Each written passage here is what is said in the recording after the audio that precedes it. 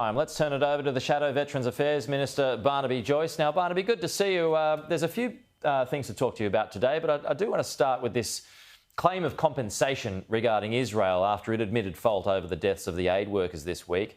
Do you think victims should be entitled to a compensation payout? Well, it's been offered by Israel, so I'll leave it for them to explain. They've got an investigation underway. Obviously, the tragedy remains. Doesn't matter how much compensation you get, how the investigation goes. No one's life comes back, and that's the absolute tragedy of this.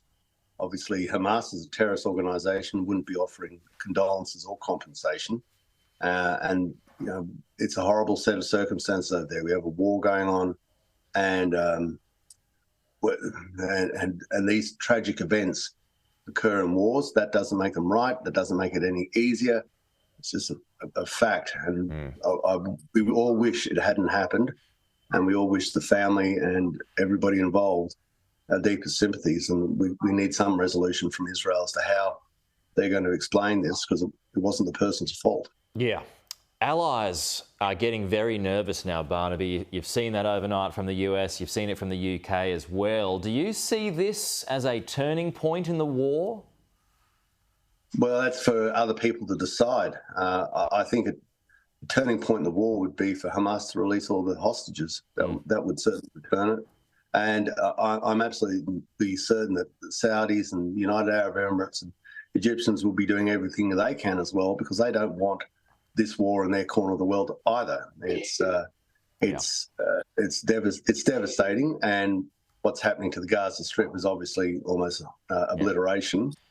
And but they shouldn't have attacked Israel. That's where do you draw the line on this stuff? That's true. Let's turn it over to the cost of living now. The Prime Minister spoke yesterday of energy bill relief, working up an extension of a deal with the states, quite possibly. Would you be supportive of that? It's almost delusional, this, isn't it? I mean, how many cost of living promises do we have to get before we realise they're promises that mean nothing? I mean, the reality is that the price of power keeps going through the roof.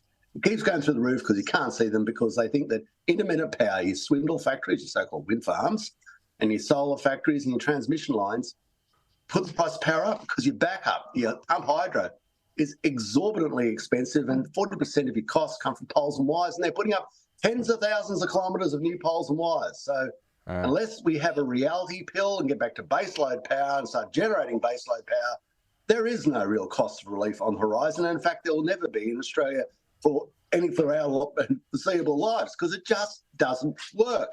Yeah, well, delusional statements that come out, we're going to have cost of relief this time. I mean, yeah, exactly what I said last time.